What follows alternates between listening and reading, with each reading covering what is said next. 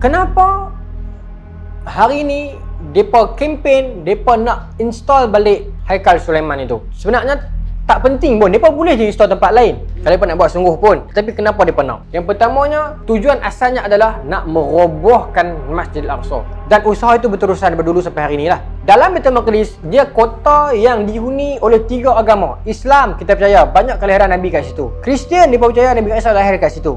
Yahudi percaya sebab ada Solomon Temple. Dan janji Tuhan Yahweh, ini Tuhan Judaism ni. Saya cakap kalau Israel sebenar, dia kena sembah Allah lah. Tapi mereka dah pakai Tuhan ni lah.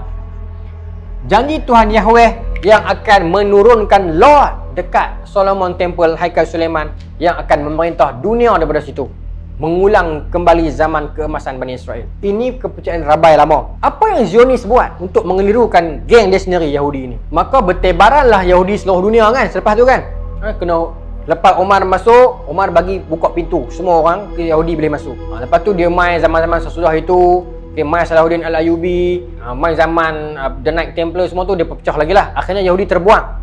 Senang kata, akhirnya Yahudi terbuang keluar. What makes Yahudi masuk balik? Holocaust kan, yang menyebabkan Yahudi boleh masuk balik Baitul Maqdis. Antara kempen untuk bantu Yahudi miskin zaman ini, yang bantu mendanakan Yahudi balik ke Baitul Maqdis, siapa? Kristian. Orang katanya, why Kristian? Kristian dengan Yahudi tak ngam. Bagaimana Yahudi tipu Yahudi? Zionis Yahudi tipu Yahudi betul, mengatakan itu janji Tuhan Yahweh. Zionis Kristian tipu Kristian betul, mengatakan apa? Kita akan support betul-betul Yahudi balik ke Baitul Maqdis. Sebab apa? Sebab pemahaman orang-orang Kristian, Nabi Isa akan turun balik. Ini pemahaman Kristian. Kita pun faham macam tu, mereka pun faham macam tu. Cuma mereka faham Nabi Isa turun selepas dia pergi naik last supper, makan last dulu kan. Baru dia duduk 3 hari dia naik. Maksudnya sebelum Nabi Isa naik langit, dia meninggal dulu. Kemudian roh dia turun balik, makan supper lah, the last supper, kemudian dia naik balik.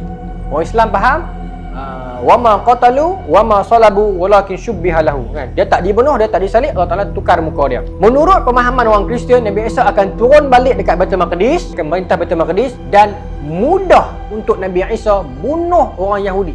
Ini yang Zionis Kristian sebab dekat orang Kristian. So kita bantu kempen ini, bagi duit, bagi dana, biar orang Yahudi balik Baitul Maqdis semua selungguh. Esok Nabi Isa turun, dia bunuh semua, senang. Sebab itulah Kristian support usaha ni, yang tertipu dengan agenda Zionis. Yahudi Rabai dah senang benda ni. Sebab itu Yahudi Rabai lawan dengan Zionis kan hari ni kan. Cuma Yahudi Rabai pun sebenarnya salah juga. Sebab bagi mereka, Lot memang akan turun, tetapi Lot turun dulu baru buat istana. Ini Yahudi Rabai yang statement panjang semua tu. Tetapi Yahudi Zionis buat istana dulu, baru Lot turun. Itu khilaf mereka. Hari ni kita nampak geng-geng Rabai Yahudi baik dengan orang Islam Palestin kan, kempen. Kita puji, betul.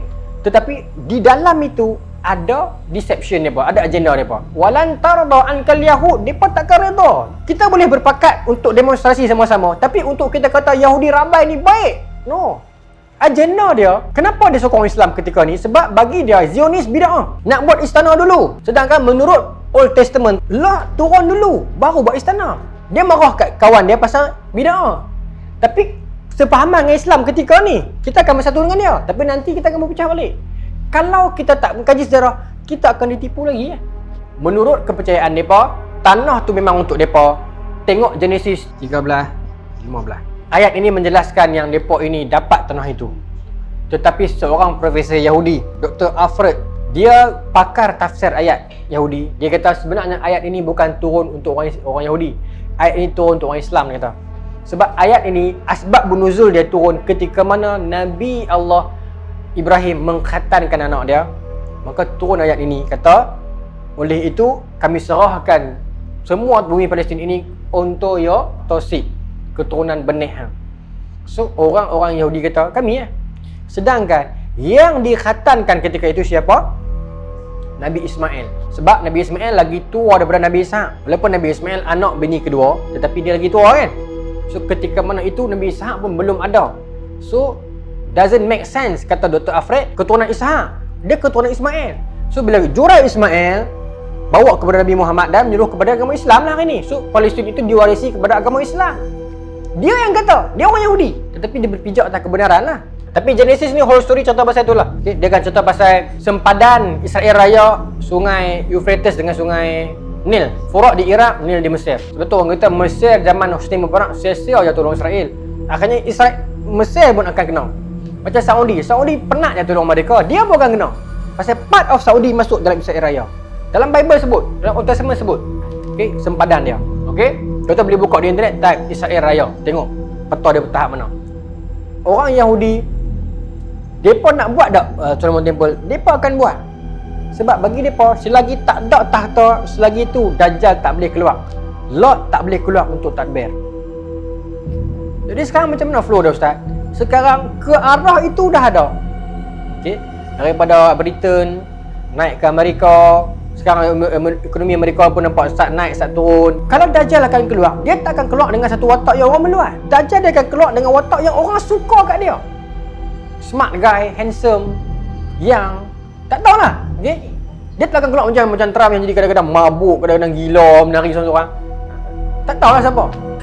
Naskah yang ditunggu-tunggu oleh semua, cerita tentang sejarah dunia dalam POV Yahudi.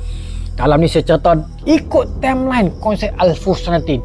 Saya bawa tuan-tuan daripada zaman Nabi Ibrahim, zaman Nabi Yaqub, apa jadi kepada anak-anak Nabi Yaqub, Bani Israil asal, zaman Nabi Yusuf, zaman di Mesir, zaman keluar daripada Mesir, zaman Nabi Musa.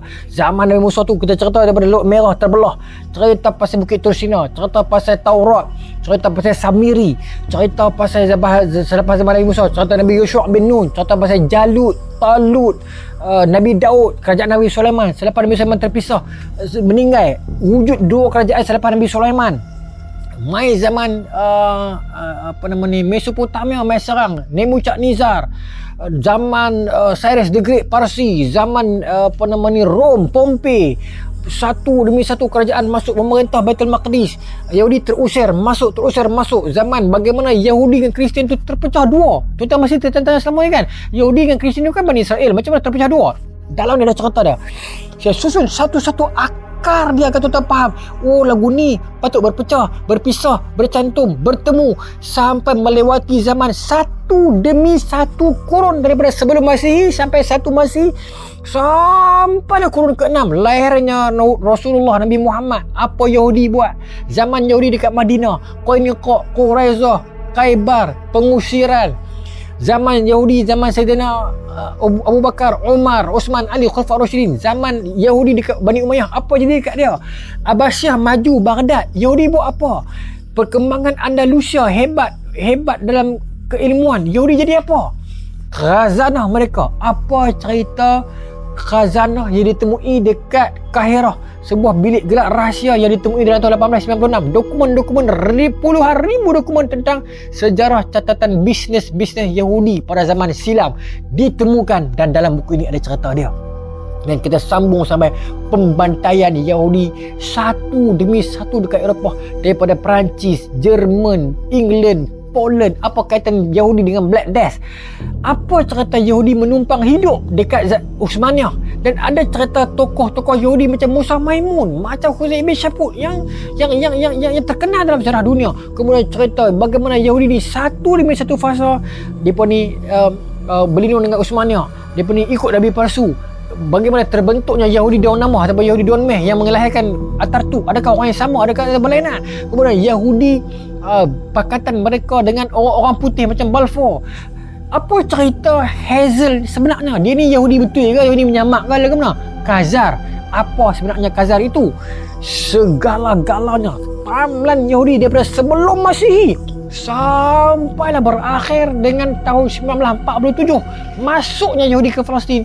Semua itu ada dalam naskah ini. Saya bagi warning siap-siap, bila anda baca buku ini, anda mungkin membenci mereka, anda mungkin kesian sat, anda mungkin rasa macam meluatnya, anda mungkin rasa macam kagum juga. Segala perasaan anda akan bercampur dalam buku ini. Peringkat awal mungkin anda marah, betul anda kesian, betul anda meluat, betul anda rasa macam kagum, betul anda rasa benci balik. Semua perasaan anda akan berhimpun dan berkecamuk dalam naskah ini. Saya akan pastikan naskah sejarah Yahudi tak pernah seseronok ini. Dapatkan Al-Furqanatain 3.